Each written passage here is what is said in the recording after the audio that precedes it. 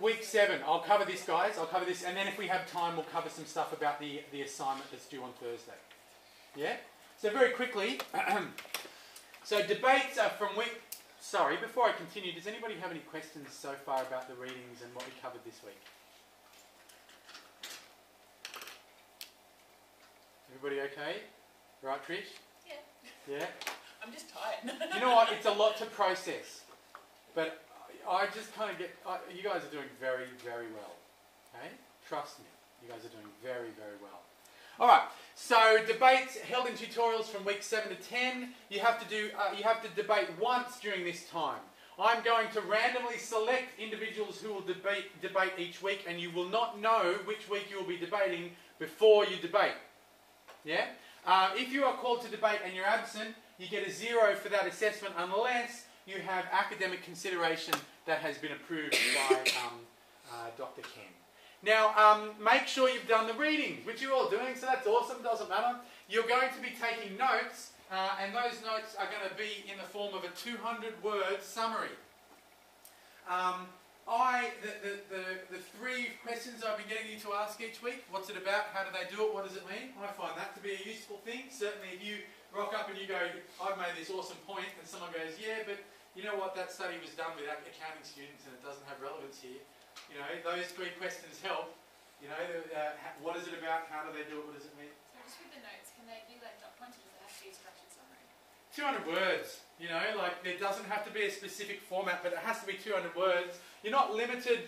The things that you are being assessed on cannot be more than 200 words, but it doesn't stop you from taking more notes that you can use in the debate.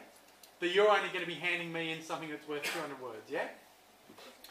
I will, no PowerPoint or electronic materials. You can use whatever format in those 200-word things except for PowerPoint or electronic materials. I'll quickly go around the room to check that you have done those weekly summaries. Yeah? And so you have to prepare for each week, irrespective of whether or not you've already done your debate. There's a couple of things that you need to be aware of there. I'll quickly go around the room, check that you've done your notes. If you haven't, you'll lose a mark. I'll select 6 debaters and I'll assign you to either affirmative or the negative. Yeah, the affirmative is the positive. I'll split the room in half, and one half of the room will help the affirmative prepare, the other half will help the negative prepare. You'll get 10 minutes to prepare. And this is where it's important that you keep doing your readings and keep preparing even after you've debated, because I will then be going around and making sure that you're all participating in that preparation period. Even if you've already debated, you need to help the teams prepare. And if you don't, you'll lose marks. Yeah? 3 minutes per speaker. I'll give you a yell at 2 minutes 30, then I'll give you a yell at 3 minutes, and then at 3:30, if you haven't finished speaking and you're still in the middle of a sentence, it doesn't matter, you'll be stopped. Yeah? So work on your timings. The affirmative always begins. Speaker 1 of the affirmative begins, then speaker 1 of the negative. Then speaker 2 of the affirmative, then speaker 2 of the negative. Then speaker 3 of the affirmative, then speaker 3 of the negative. Each person must bring some original material. Yeah? But you can say things that have been already said, but you have to have some original material as well. And no one speaks out of turn. You only speak when it's your turn. Speaker 1, it's like an essay. Speaker 1 introduces the topic, introduces the team members and each person's argument. Speaker 1 presents their own argument and presents the team line, which is, it doesn't have to be like a catchphrase. You don't have to do a thing that's like, you know, go to school, it's really cool or whatever. Right? But you do have to have a sort of an underlying theme that kind of gives your team a consistency and a coherency that kind of binds what you're all saying together. Speaker 2 rebuts. So a rebuttal is when you question or counter or attack the other team. But remember, you're attacking the opposition's arguments, not the person. You can say that an argument is bad. You can't say a person is bad. There's a very big difference. That's a silly argument. It's a circular logic. You don't say that's a silly person. Yeah, you got it? Very important. You present your own points and then you reinforce that team line. Reinforce that theme that's underlying your team. And then the speaker 3 rebuts. presents his or her own points, summarises each of the teammates' arguments, and then brings it home with that team line. That team line is the underlying thread that keeps it all together. Yeah. At the end of week 10, all your written notes will be handed in to me. So basically, you're doing these each week anyway. So at the end of week 10, just staple them together with a cover sheet. That's all you got to do. Each of those weekly summaries should be 200 words, neatly presented, cover sheet, etc. And all your marks for the debates will be returned via SOLs whilst you're on your PECs. Are there any questions about that so far? For the readings that you need to do 200, is it both the textbook reading and the e-reading for the week, or is the debate on the e-reading? Now listen, my understanding is that each week you have, you've got the chapter and the debate reading. Is there an e-reading as well? There is an e-reading as well? Oh. There are e-readings every week. The debate readings are the Yeah, that's what I thought. Yeah, so your 200 words is the debate reading. But the debate reading and the e-reading is the Is same. that the same? Yeah. Yeah, so your 200 words is based upon the e-reading which you will use for the debate. Does that clarify? Just what's in the subject outline, really. Yeah, pretty much. We don't have to summarise the chapter. Oh. Yeah? The chapter you can use to help you. It'll help you. The chapter it will help you. Your reports have to be referenced. We're only doing one reading, so you can either put that reference before or after. Quick questions, because I want to have some time to talk about the digital story. With the 200 notes, I know that's a summary of the readings, like the journal article, but in the debate, can you use like other things you come across in other subjects to support your argument? Definitely. And Can whilst other people are talking, you can write notes to each other and build upon what each person is saying. You know what I mean? You can do that. It's like primary school debating.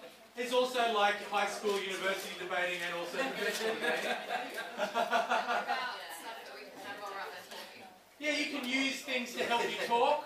You can use little cards to help you talk. Totally. So we won't know if we're affirmative or negative? No. So prepare for both.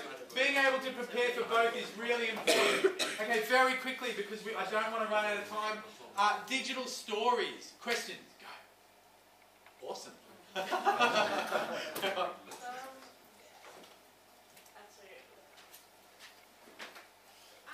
the 400 words, I think that we have to kind of, do we have to like add references to back up our other sources? In the 400 words, definitely. The 400 words is like an academic paper.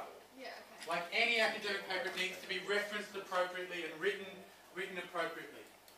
Okay? Can we use the ones that we use like in class and stuff? Absolutely, but they don't count as your own research. So you can use, they will be additional to the 4 that you find. Because that shows you can do research. Right? 4 bloody references. I'm just so angry. Yeah, no, scoring points, guys, scoring points. Go on. So we need 4 journal articles in the actual digital story. You need 4 journal articles. Look, this is where it's important to look at the instructions. Remember, I'm assessing your ability to understand and respond to the instructions. The instructions say you need to have 4 references for the written report. It doesn't say it excludes the readings though. The written report. Huh? It doesn't say it excludes the ones from your Yeah, that's cool. That's why I'm telling you now. I've got it on camera. It's all good. You're subtle about that as well. You just set that up again. Just the story itself. So you're talking about the first 2. Do you have to actually specifically say it, or can you just have it implied? Listen up, guys. This is a very good question. Do you have to actually say one of those 2 themes in your digital story? I'm not going to tell you whether you should say it or not. What I need to know is that you understand those themes and those themes are brought out in the story. You could be kind of creative and find a way of doing it without ever saying virtual school bag or whatever, and then supplant and balance that out with the report.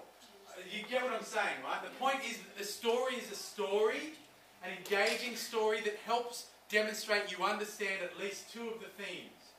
Yeah? Some people have asked about referencing.